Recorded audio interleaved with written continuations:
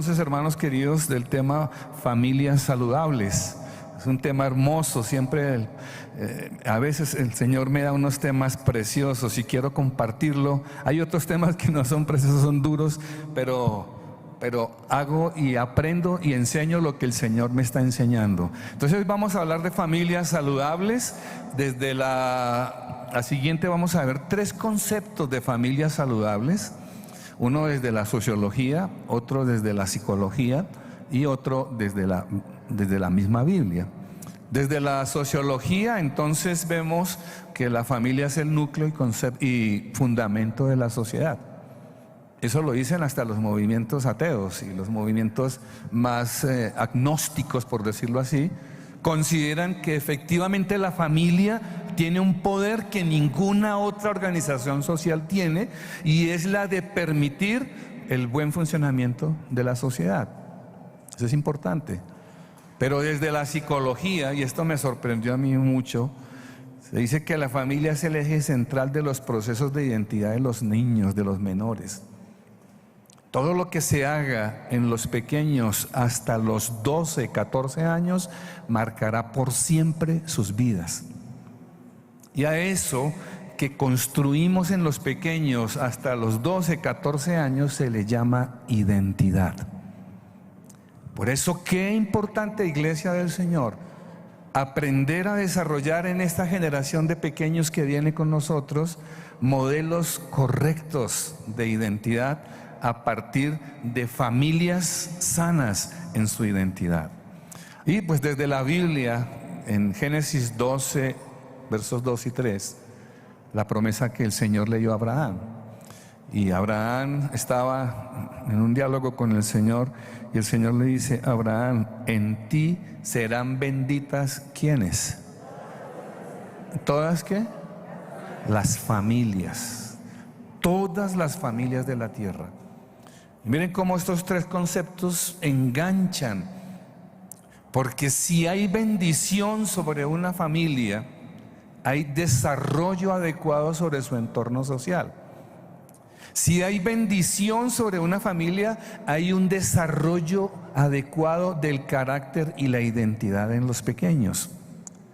Por eso, hermanos queridos, el punto de partida de la transformación de una sociedad, el punto de partida del cambio y de la generación de progreso o desarrollo en una sociedad es una sana conformación y un sano desarrollo de aquello pequeñito que se llama, ¿cómo, hermanos? Familia. Familia. Y ahí, bueno, pues encontramos en la Biblia varios ejemplos de familia. Aquí quiero ser claro también, porque pues no todas las familias son de papá, mamá, hijo. En la Biblia, por ejemplo, estaba la familia de 2 mujeres solas, viudas. ¿Recuerdan a Ruth y su suegra? ¿Cómo se llamaba la suegra de Ruth? Noemí. Las 2 fueron familia. En medio de una circunstancia calamitosa, terminan solas, y las 2 fueron familia, buscaron al Señor, y el Señor hizo bendición en ambas de tal forma que levantó la generación del Mesías hacia adelante. No sé cuántas de ustedes, hermanas, vivan solas, o tal vez vivan mamá con abuela o nieto con abuela, no sabemos. Pero lo cierto del caso, mis queridos hermanos, es que si tienes la idea de la presencia de Dios en tu vida y de confiar en el Dios de Israel en tu vida, así sea el núcleo que tengas de familia, Dios bendecirá lo que tú tienes. ¿Cuántos dicen amén, hermano? Amén. Hay otro ejemplo de familia, el profeta Daniel.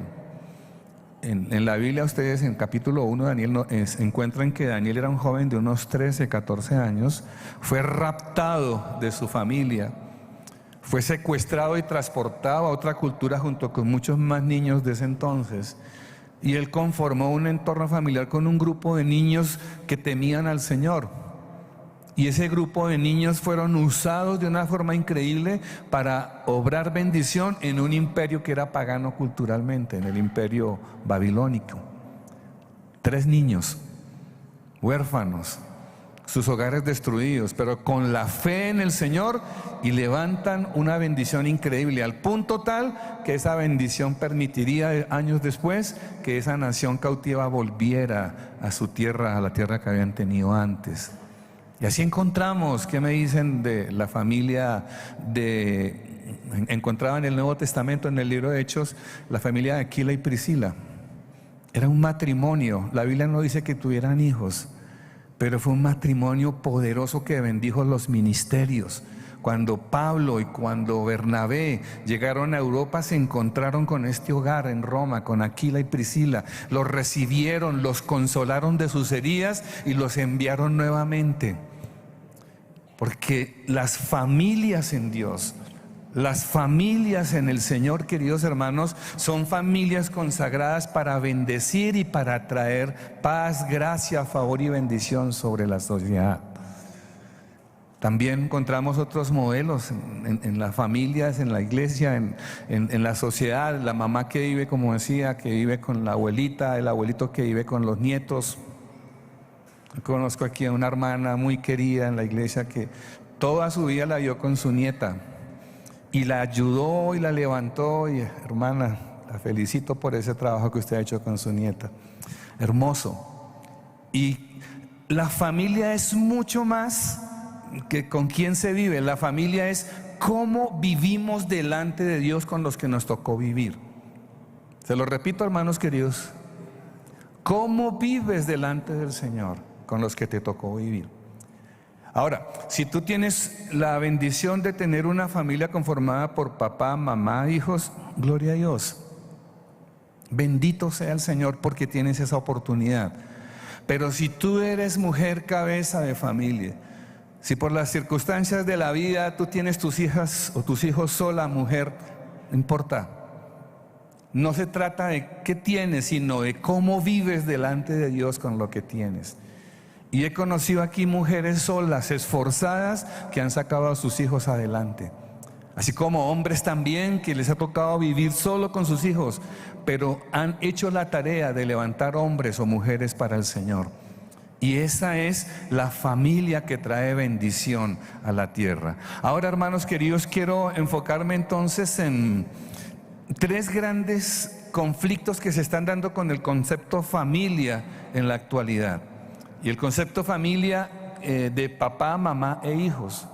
Los modelos progresistas, el feminismo y todos estos movimientos culturales de la actualidad están diciendo que todos los problemas de la sociedad actual son culpa de la familia y de la familia parental, papá, mamá. Y están diciendo que todos los problemas de la sociedad actual parten de que es que la familia es una duplicadora continua de los errores sociales y culturales. Y uno de los señalamientos que hacen de la familia es del patriarcado. Y se nos achaca a las familias cristianas que el patriarcado es un empoderamiento del hombre para subyugar a la mujer, para generar una cultura de maltrato, de desobligación hacia ella, de infamia, y entonces que el patriarcado es un modelo incorrecto de paternidad y de desarrollo de la virilidad, que por lo tanto tiene que eliminarse. Hermanos queridos, en la Escritura yo no encuentro eso. En la Escritura yo encuentro que el hombre tiene una función de amar a su esposa, lo dice el apóstol Pablo en el libro de los Efesios, que el hombre tiene una función de cuidar a los suyos, una función de honrar a su esposa, a sus hijos y de sacar adelante la vida de su familia. Yo no encuentro por ninguna parte una cultura de maltrato del hombre hacia la mujer que nos enseñe la Escritura. Y es más, iglesia, aquí en esta congregación, nunca en mi vida, yo llevo más o menos 40 años en esta iglesia, jamás he escuchado un consejo de parte de uno de mis líderes o de mis pastores de que deba maltratar a mi esposa, o que deba sentirme superior que ella, o que deba infamar o maltratar a mis hijos, porque eso no es del cristianismo. Entonces, querida iglesia, no nos confundamos con estos ataques, porque si nos están tratando de hacer ver que el rol del hombre está equivocado, la Biblia nos dice lo que estás haciendo, si es hombre de Dios, es lo que debes hacer. Sé un ejemplo en tu casa, sé un hombre de Dios, responde como hombre de Dios a los conflictos, a las crisis, a las circunstancias, y muéstrale a la sociedad y muéstrale a la cultura que sí se puede ser hombre de Dios en la casa sin tener esos estigmas del patriarcado. ¿Cuántos lo creen así, hermanos queridos? Amén. Gloria a Dios. Gloria a Dios. Pero le digo una cosa, hermano.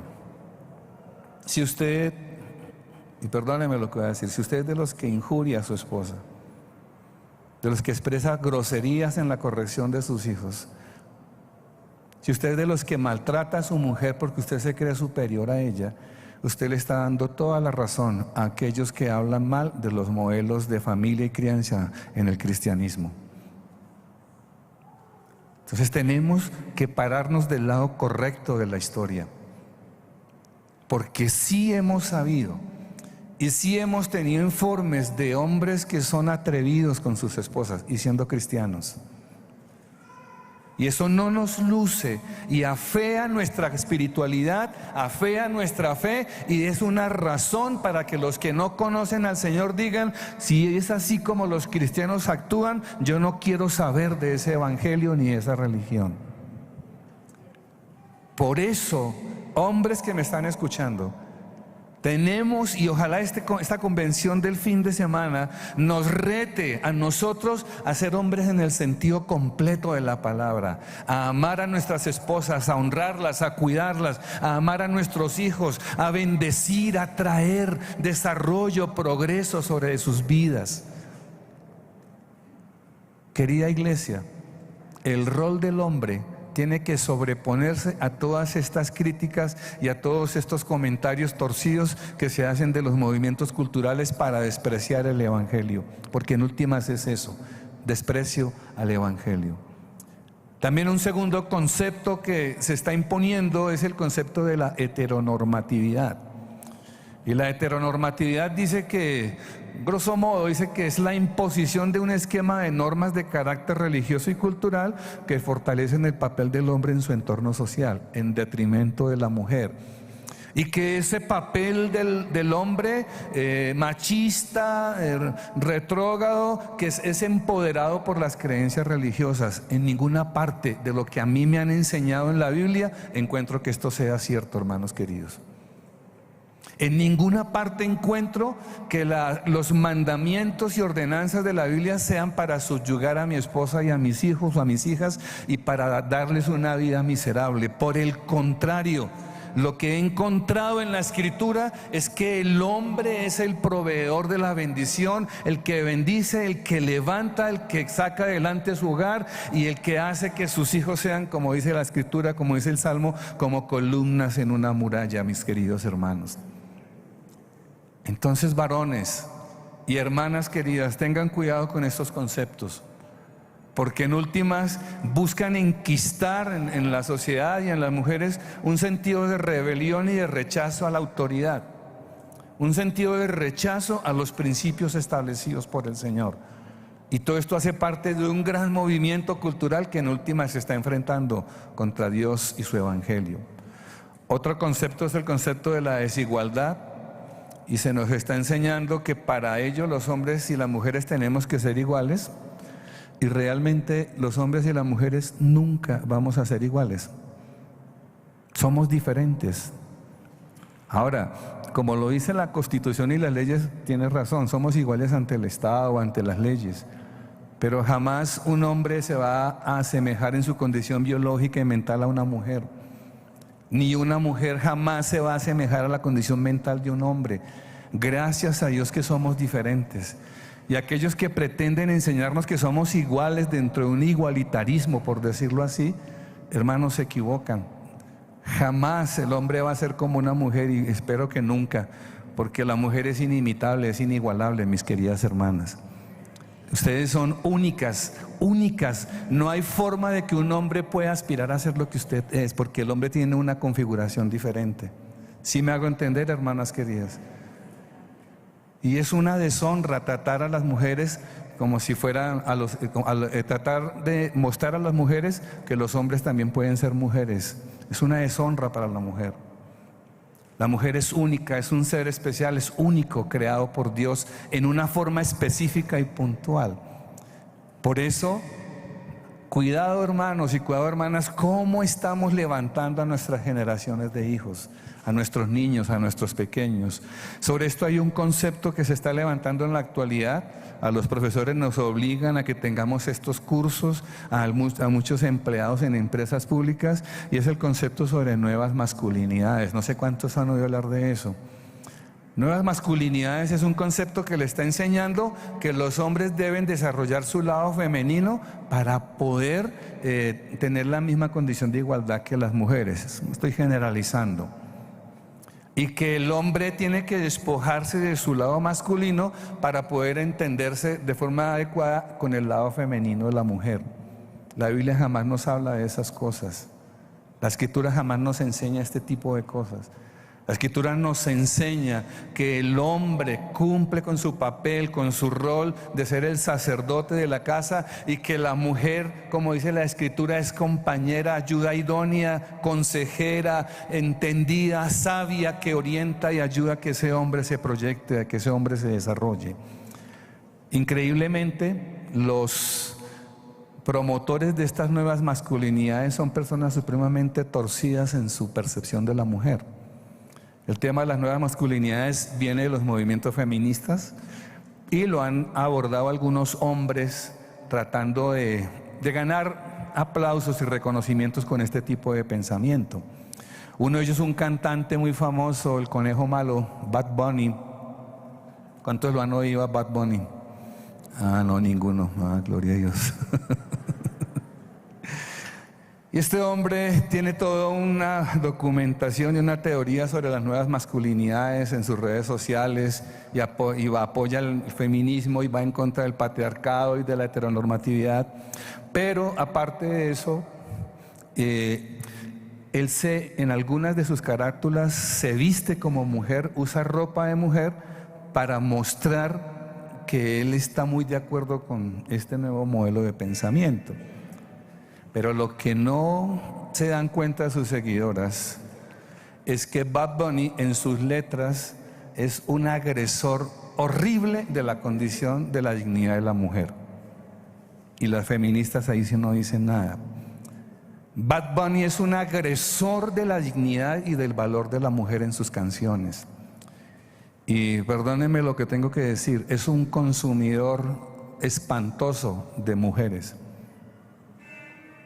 Sus datos dicen de la cantidad de mujeres y personas que se alistan para compartir su vida sexual con él. Si eso es las nuevas feminidades, entonces ¿en qué estamos? O las nuevas masculinidades más bien. Si eso es, ¿en qué estamos, queridos hermanos? Creo que la iglesia debe entender muy bien en el momento cultural en el que se encuentra y saber discernir y tomar una postura, porque el bendito evangelio de Jesucristo nos enseña cosas muy diferentes de lo que la cultura nos quiere hacer creer o entender. El evangelio de Jesús te enseña a que respondas como hombre de Dios ante las circunstancias de vida, que seas un hombre santo, a que seas un hombre puro, apartado del mal, y que seas un hombre consagrado para el Señor. Lo mismo para las mujeres. Pero en ninguna parte encontramos esto. Y queridos hermanos, el problema de la sociedad actual no es el patriarcado. El problema de la violencia a la mujer no es la heteronormatividad ni el patriarcado. El problema de la violencia hacia la mujer es el pecado que está en el corazón del hombre, que es diferente. ¿Sí me hago entender con eso, iglesia? El gran problema de nuestra sociedad es la rebelión que tenemos contra el Señor. Porque en todos los momentos y en todos los versículos que escudriño la palabra del Señor, jamás voy a encontrar una sola licencia o permiso para ser un hombre agresor o maltratador de su entorno o de su casa. Entonces el problema no es lo que dice la Biblia. El problema es el pecado arraigado en el corazón de los hombres, y quieren solucionarlo inventándose estas ideologías y estos modelos de pensamiento errados que solo confunden más a la sociedad y a la gente. Ahora voy a dar un cambio acá. En la siguiente pantalla, en la siguiente diapositiva, voy a mostrar el tiempo diario de exposición a pantallas que tienen los niños, pantallas como celular, tablets, televisores, etcétera, y luego lo conectaremos con lo que dice, con lo que estaba comentando sobre los 3 fenómenos de la familia o problemáticas que le achacan a la familia. En esta gráfica, que fue tomada del libro La generación idiota de Agustín Laje, la información, los datos los tomé de ahí, y él los tomó de otro texto de una investigación que se llama The Common Sense Census Media Used by Kids, la media usada por los niños en edades de 0 a 8. Y en la primera gráfica, a la mano derecha mía, encontramos el tiempo de exposición a pantallas de niños de 0 a 2 años. Estamos hablando de un promedio de 50 minutos. Este es un estudio que se realizó en los Estados Unidos. Aparte, falta ver en Colombia, porque en Colombia, si bien no producimos tecnología, somos unos consumidores horrorosos de tecnología. Entonces puede que en Colombia los datos sean más altos todavía. De 2 a 4 años, un niño está expuesto alrededor de 138 minutos, es decir, 2 horas 30 minutos. Ahora, un niño de 2 a 4 años tiene la facultad de coger la tablet, el celular, engancharse a una página y navegar. ¿Un niño lo hace? ¿Sí? ¿O más bien somos los adultos los que le facilitamos? Somos los adultos los que le estamos facilitando. Un niño de 5 a 8 años ve alrededor de 3.5 horas, 183 minutos diarios de pantallas. Y el grupo etario más fuerte, que son los de 8 a 12 y de 12 a 18, los de 8 a 12 están viendo alrededor de 4.44 horas diarias de pantallas.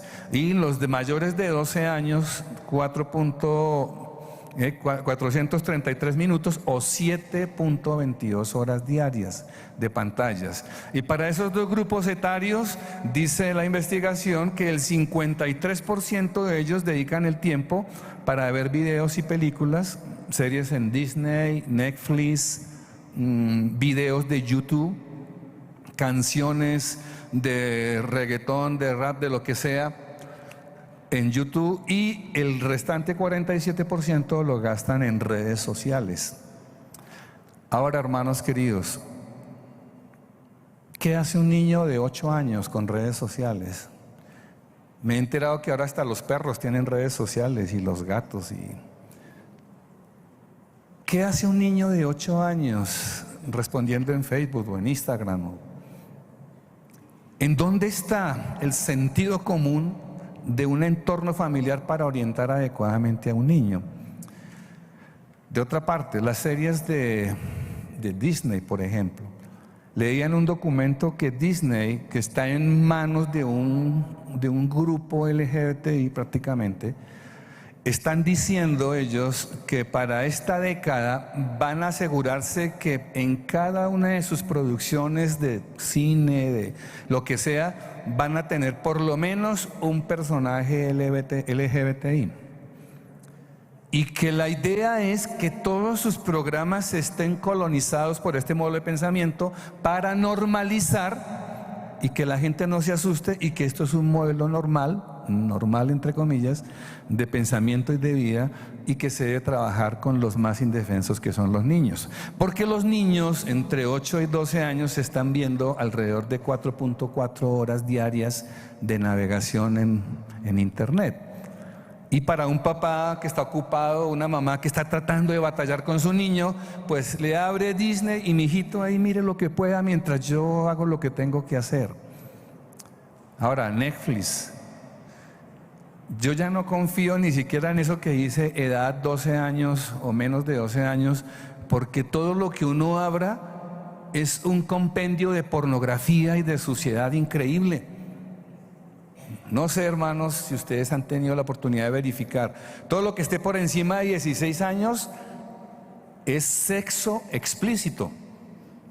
¿Y qué hace un niño con una tablet, un niño de 12 años, 14 años, en un rango de 7 horas? Haga sus cuentas. ¿A qué puede estar expuesto? Y luego, entonces, y en la siguiente diapositiva lo veremos, Luego entonces nos preguntamos qué pasa con la identidad de ese niño. Al comienzo explicaba, según la psicología, que el grupo familiar, la familia es definitiva para moldear ¿qué? La identidad.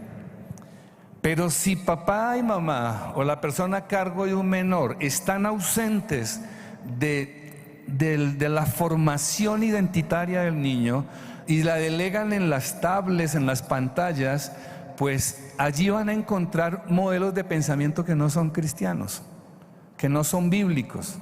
Canciones, ya la mayoría de las canciones con videos son sexualmente explícitas, particularmente canciones asociadas al reggaetón. Ya no tienen un sentido de pudor, sino es explícito el mensaje. Videojuegos altamente agresivos que están practicando los niños, series de TV como las que hablaba ahora de Netflix o de Disney, programas altamente contaminados tanto en la sexualidad como en la parte espiritual, programas asociados a hechicería, a brujería, ocultismo, y eso es lo que están consumiendo una buena cantidad de los niños en la actualidad. También el fenómeno de los influencers. Queridos, los niños en la actualidad le hacen más caso a un influencer sobre qué comer que a la mamá o al papá. Supuestamente los papás debemos ser los influencers más valiosos en la vida de nuestros niños, pero cuando dejamos tanto tiempo a nuestros niños solos y abandonados al internet y a las redes sociales y a las plataformas, ellos terminan moldeando el pensamiento de nuestros niños. Por eso ahora no es extraño que un varoncito de 10 años, hombrecito, le diga a la mamá que quiere ser una niña. Y la mamá se escandaliza y se asombra, pero no se ha dado cuenta que a ese niño lo dejó expuesto a internet, lo dejó expuesto a video, lo dejó expuesto a películas, a lo que sea, y jamás intervino para decirle: hijo, ¿qué estás mirando? Hijo, ¿qué estás haciendo? Hijo, ¿qué estás aprendiendo? Si bien es la familia la que debe definir el modelo de identidad de los niños, esta generación pareciera ser que renunció a marcar los parámetros de identidad y se lo delegó a la tecnología. Y son las tecnologías en la actualidad las que están marcando los modelos de pensamiento. Y en las redes sociales es aún peor todavía este fenómeno. Por eso, hermanos, como iglesia, tenemos que parapetarnos bien en lo que dice la palabra del Señor. La palabra del Señor nos dice: instruye al niño en su camino, que aun cuando fuere viejo o mayor, ¿qué pasará? No se apartará de él. La palabra no dice: deja a tu niño en las redes sociales 7 horas al día para que tú puedas estar tranquilo haciendo tu vida. La palabra del Señor dice: instrúyelo. En el libro de Deuteronomio dice: y tú te asegurarás que tus niños te escuchen y les enseñarás el mensaje y los orientarás en el camino, a la entrada, a la salida, en las puertas de tu casa. Les hablarás estos benditos mandamientos y moldearás su identidad para que me amen y me teman a mí. Ese es el llamado del Señor para esta generación, queridos papás. Por eso, hombres que me escuchan, no podemos renunciar en aras de no ser patriarcal o de no ser heteronormativo o no ser desigual. No podemos renunciar a nuestro compromiso con nuestro hogar. Tenemos que volver al mando, al timón del carro de nuestro hogar, de nuestra familia. Y esto no significa entonces ser un macho alfa impositivo dominante. Significa ser un hombre que ama, cuida, protege, bendice a los suyos. Significa ser un hombre que anima, un hombre que perdona, un hombre que levanta a sus escogidos. Yo recuerdo cuando tenía al comienzo, con mi esposa llevábamos tal vez unos 5 o 6 meses de casados. Y teníamos algunas dificultades en el entendimiento de nuestra relación. Y hablando con el hermano Marco, pastor de aquella época, él me decía: nunca vayas a hacer o a decir cosas delante de la familia de ella o de tu familia que la pongan a ella en vergüenza. Dios te dio a esa mujer por esposa, hónrala, cuídala y sácala adelante. Nunca voy a olvidar esas palabras del hermano Marco. Me enseñó cómo responder como un hombre de Dios a los conflictos de pareja y cómo ser sabio para honrar a aquella persona que el Señor me había permitido tener como esposa. Y desde entonces con mi esposa hicimos un pacto de jamás avergonzarnos el uno al otro delante de los nuestros. Y si teníamos algo que hablar, lo hablábamos los dos y lo clarificábamos los dos sin que terceros supieran de qué estábamos discutiendo o peleando. Y aprecio mucho esas palabras, hermano Marcos, hermana Marcela. Qué bendición fue su papá para nuestras vidas. Y aprecio mucho esas palabras, ese consejo de aprender a ser hombres sabios, entendidos. Porque, queridos hermanos y hombres que me oyen, que hay problemas en nuestra relación de pareja y en nuestro hogar, los hay. Los problemas también visitan los hogares cristianos. ¿Lo sabían, iglesia? O aquí hay alguno que esté exonerado y en una cubierta especial, en una cúpula, de a mí no me tocan los problemas. A todos nos afectan. Pero ¿qué hace la diferencia entre un hijo de Dios y un impío? La forma como respondemos. El impío responde con blasfemia, con ultraje, con ira, con gritería. El impío destruye, rompe. El impío contamina a otros, va y comunica y cuenta. El cristiano responde con humildad, pide perdón, se arrodilla, ora al Señor y le dice: bendíceme, Jesús. Bendíceme, ayúdame a sacar este hogar adelante. El cristiano se doblega, el cristiano busca la gracia del Señor, y si reconoce que se ha equivocado, pide perdón. El impío es arrogante, es perverso, es vanidoso. El impío se cree el dueño del universo entero. El cristiano reconoce que hay un creador que lo está viendo y al cual tiene que pedirle perdón y rendirle cuentas. Amén. Gloria a Dios. Amén. Entonces, iglesia, necesitamos volver a los modelos correctos de paternidad. No podemos perdernos en esta hora oscura sobre nuestra responsabilidad y nuestros roles. La mujer es un instrumento poderoso en las manos del Señor. Y aquí veo mujeres usadas, ungidas para levantar sus hogares y para bendecir sus casas. Pero hombres, ustedes y yo no podemos ser inferiores a este reto que el Señor nos ha dado, a este reto que el Señor ha puesto en nuestras vidas. Por eso estamos llamados a orar, a cuidar, a acompañar, a proteger y a bendecir nuestras vidas. Y les voy a dar un consejo. Tenía 5 consejos aquí, pero voy a dar uno solo. Este consejo está en Hechos capítulo 12, verso 5. En Hechos 12:5 es una historia increíble que ojalá ustedes después la puedan leer en la casa. En Hechos 12:5 es la historia de cómo Herodes Antipas, uno de los hombres más perversos, era el nieto del Herodes que mandó matar los niños en el tiempo del nacimiento de Jesús. Y este Herodes Antipas toma cautivos a Santiago y a Pedro. Santiago, él era el hermano del apóstol Juan, y le manda a quitar la cabeza a Santiago y le dice a Pedro: usted es el siguiente, nos vemos después de la Pascua. Y la iglesia entró en un susto, entró en un temblor, porque iban a matar a uno de sus líderes, y empiezan a orar esta iglesia. Y en el libro de Hechos capítulo 12 verso 5 dice: así que Pedro estaba custodiado en la cárcel, pero la iglesia hacía, ¿qué, hermanos? Sin cesar oración a Dios por él. El verbo sin cesar, o la conjugación sin cesar, tiene que ver con un verbo en griego que se llama ektenes. Y ektenes se puede traducir como hervir. ¿Han visto el agua hirviendo? Entonces podríamos traducir: y la iglesia hervía en oración por Pedro. Lo que te quiero decir, iglesia, es que como hombres de Dios, como mujeres de Dios, tenemos que aprender a hervir en pasión en la oración para que Dios obre, intervenga y transforme las cosas que nos están saliendo mal. Tenemos que aprender a clamar de tal forma que el mismo reino celestial y angelical sea sacudido y vengan ángeles e intervengan en nuestras circunstancias personales. Hago una pregunta, hermanos. ¿Cómo es su oración? ¿Su oración hierve?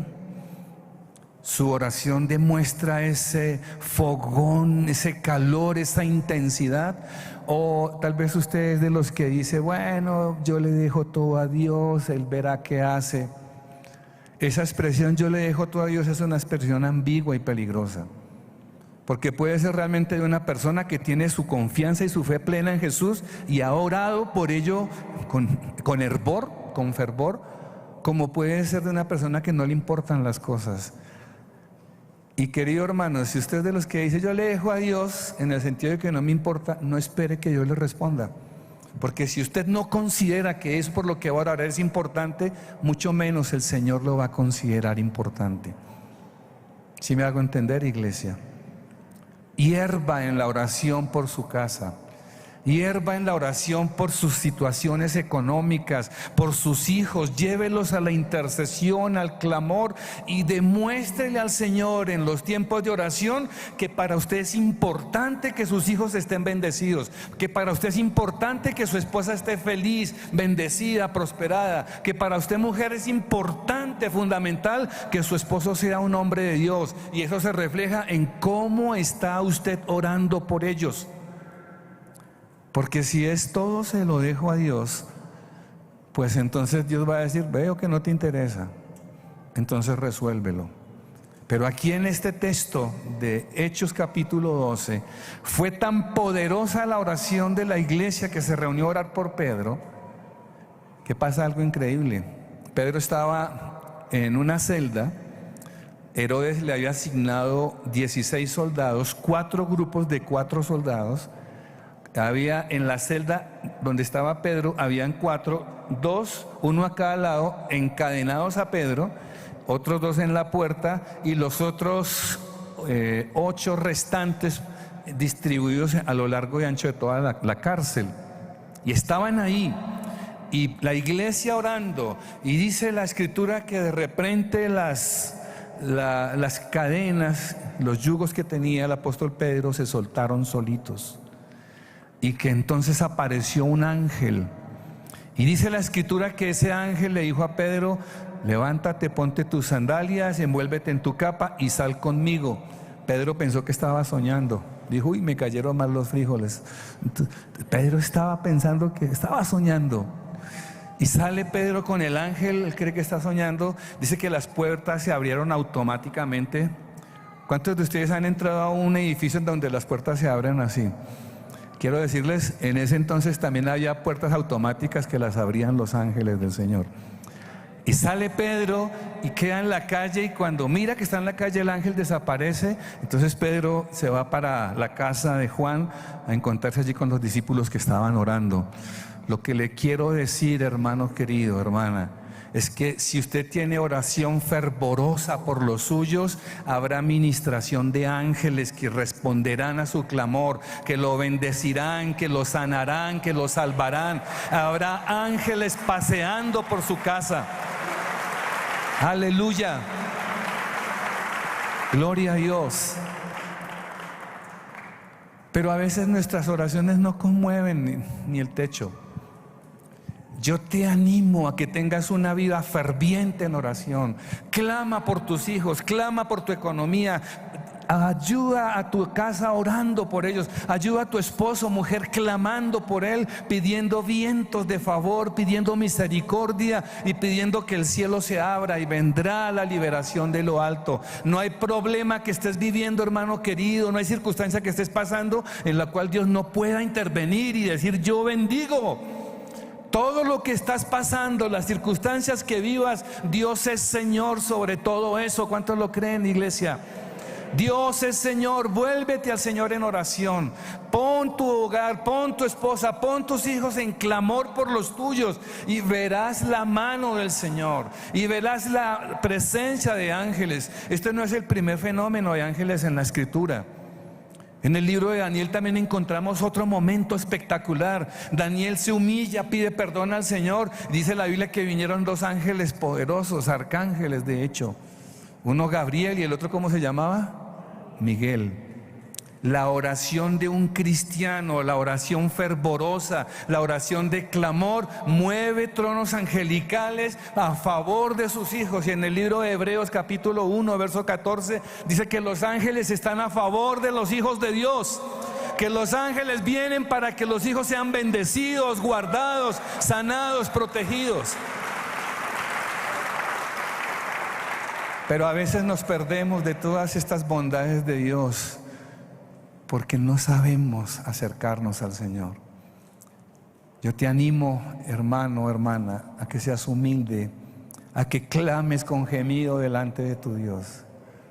Esta mañana, como a las 3 de la mañana, no pude dormir más y sentí que el Señor me despertaba a orar por ustedes y a clamar por ustedes. Ayer fue lo mismo.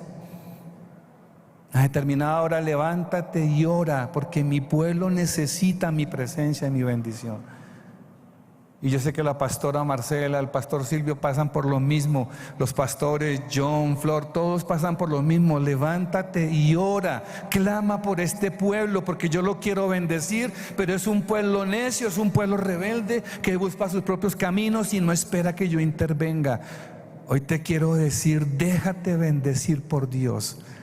Déjate enseñar por el Espíritu Santo, confía en el Señor y Él hará y te bendecirá como tú nunca lo imaginaste, como tú nunca lo has vivido, hermanos queridos.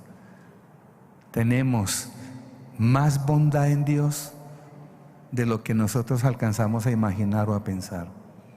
Así es de que les animo para que hagan de sus hogares, de sus casas, tronos de oración, baluartes de oración hervor que hierve, y van a ver cómo las cosas cambian en sus entornos de casa, cómo sus familias son bendecidas, sus hogares prosperados, sus esposos restaurados, sus hijos en obediencia delante del Señor. Él es el que dijo: clama a mí y yo te responderé y te enseñaré cosas grandes y ocultas que tú no conoces. Pongámonos de pie, iglesia del Señor. Gloria a Dios, gloria a Dios. ¿Cuántos dan gloria a Dios?